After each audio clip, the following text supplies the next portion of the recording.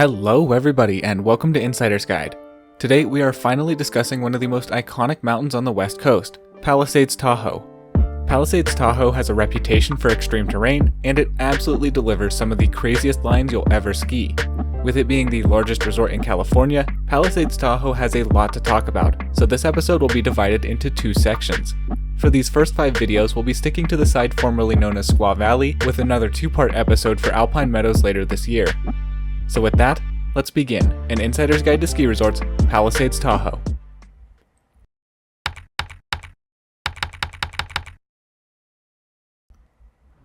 Palisades, Tahoe is located in North Lake Tahoe, California, and, like most Tahoe resorts, isn't too bad to get to.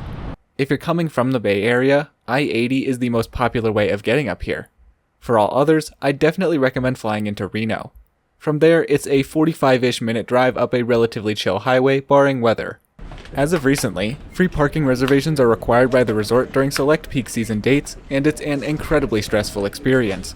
The free reservations are released in 2 batches, midday and evening. If you don't get the reservation within the first 10 seconds of them opening, you will probably miss out on them and will be forced to buy the paid reservations, which cost $30 a day.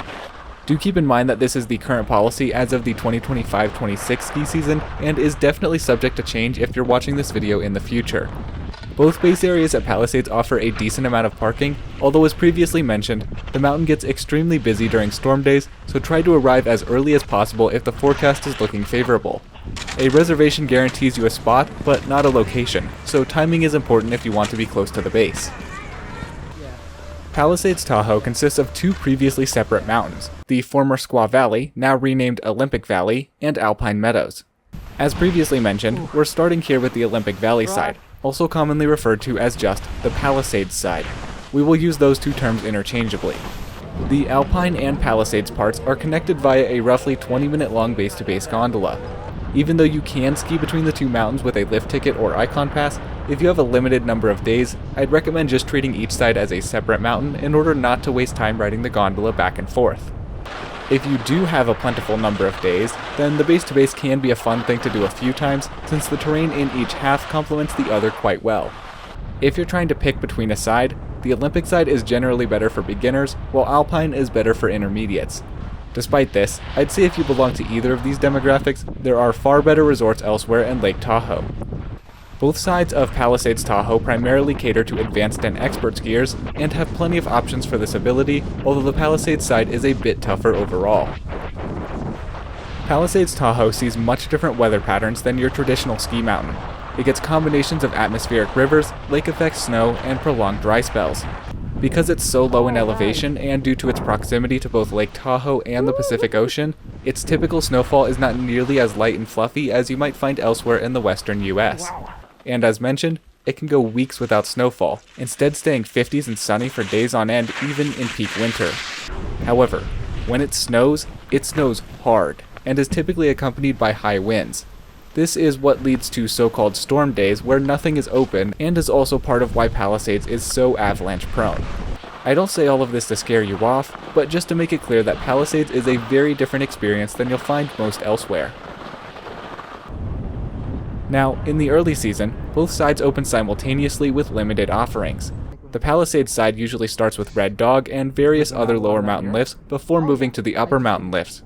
Headwall and KT22, respectively, are typically the last lifts to open up outside of Silverado and Broken Arrow, which, as we'll talk about more in Part C, are a bit more infrequently open.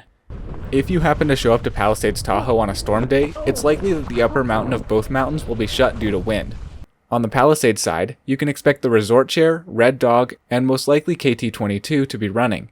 While this can definitely be frustrating, there is actually a plethora of terrain off these lifts, much more than you might expect. It goes without saying that on storm days, the base-to-base gondola will not be running, in which case you will be forced to pick a side. As we poked fun of in the Hater's Guide, on really big snow days, traffic along the access road starts building up ridiculously early in the morning, so once again, try to arrive as early as possible. Peak season for Palisades, Tahoe is typically around late March these days, as March is not only one of the snowiest months, but is also when the snow base is the tallest. Thus, if you intend to ski the most extreme lines on the mountain, I'd plan your visit around this window. Although the Alpine side shuts down in April, the Palisades side offers an excellent spring skiing experience, one of the best in the country. Seasons typically last until Memorial Day and can even sometimes extend into June in the good years. There's terrain for pretty much every skill level open until the very end, including several extreme lines.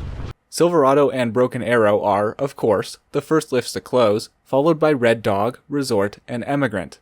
The headwall lift will sometimes close early, but its terrain is usually still accessible via the reversed traverse that we'll talk more about in Part B. KT-22 is the final lift to close down early, while the rest of the mountain typically stays open until closing day. One last thing to mention before we dive into the episode. As an expert rider, if you want to get the absolute best experience, a copy of the Squallywood Book is essential. Written by the legendary Rob Gaffney, this book goes over all of the most extreme lines on the mountain in incredible detail. While this insider's guide will highlight some of the noteworthy lines in the book, it is by no means a substitute for actually reading the book itself. There are dozens of ridiculously gnarly lines at Palisades Tahoe, but most aren't labeled on the trail map for a reason. If you're a true diehard and want to hit some of said hidden lines, we can talk more personally, but I don't want to start talking about some of these lines publicly on the internet and cause people who shouldn't be on those runs to go there. Because of the expert-centric nature of the resort, you'll find that Palisades' ratings are often softer than that of other mountains. That's to say that a blue at Palisades might be a black at Heavenly, and so on. Okay, with all of that out of the way, let's finally dive into this beast of a mountain. The Palisades side of the mountain can essentially be broken up into 5 distinct peaks: Snow King, KT-22, Palisades Peak, Emigrant, and Granite Chief Peak. For this episode, we'll be talking about Snow King. As mentioned previously, Snow King and KT are the 2 peaks on storm days that are typically open. Snow King is home to 2 lifts, Red Dog and Resort Chair. As a whole, Snow King doesn't really see a lot of traffic on days when the rest of the mountain is open. However, on storm days, the lines here can get incredibly hectic. Even though this is some of the only below treeline terrain at Palisades Tahoe, I don't really recommend spending a ton of time here since the terrain is just not as good as elsewhere on the mountain. The low elevation of Snow King also makes it less desirable on non-storm days, and there actually is some really good below treeline terrain further up the mountain which we'll talk about in Part D. However, there is a lot of terrain off Snow King, and the peak is home to some really nice stashes that take a bit of exploring to find. Let's start off with the Resort Chair, which is primarily used by folks staying at the Everline Hotel. It is a ridiculously slow ride, clocking in at around 10 minutes at full speed without stops, both of which are rare conditions. It's essentially the galaxy of Palisades Tahoe. If you know, you know. Because of this atrocity, I really don't recommend spending time here on non-storm days. The primary run in this pod is Lakeview, which is a nice, wide-open, top-to-bottom cruiser. The only downside is that it gets pretty icy or slushy towards the bottom due to the low elevation. There are a few alternate ways down towards the bottom, but from my experience, these aren't always groomed, and, given the elevation, I'd recommend just staying on piste. Nob Hill is actually a very underrated run in this pod. This isn't apparent at all on the trail map, but it does take a brief hike to reach, which is easily spotted on the skier's right as you descend the ridgeline. Once you get to the top, you'll find a wide open field that's often home to untouched snow on a storm day.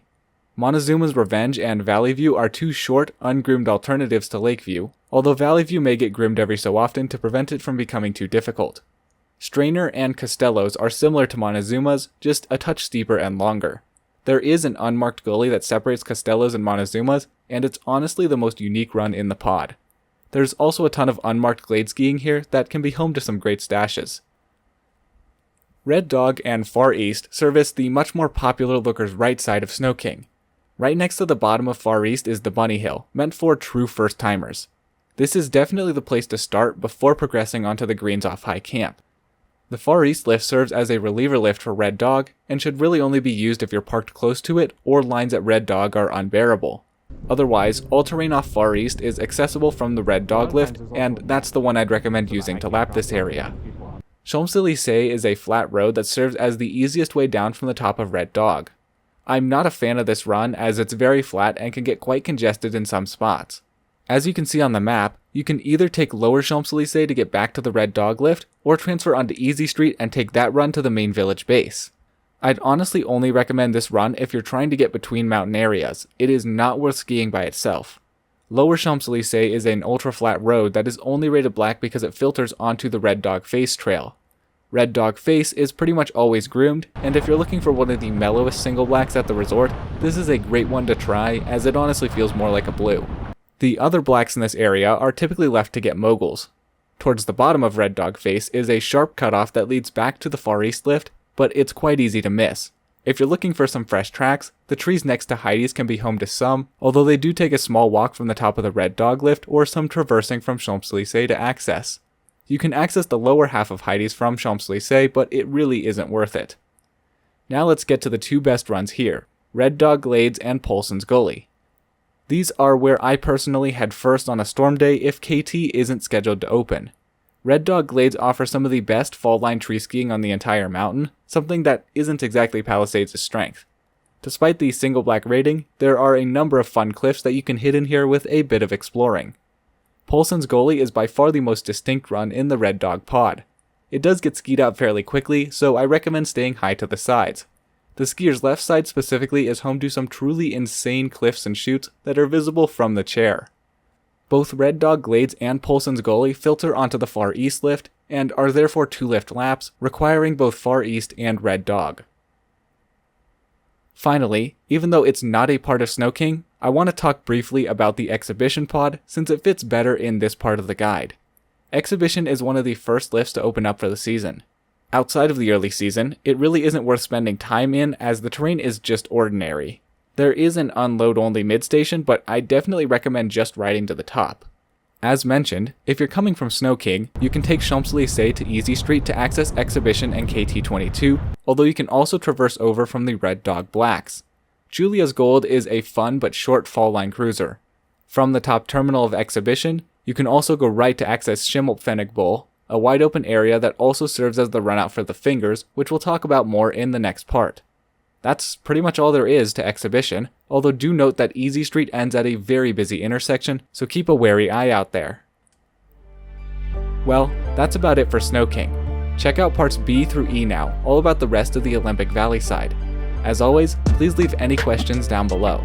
If you enjoyed this video or found it helpful, please consider subscribing to help support this stream. Thank you all so much for watching. All my love, I'm out.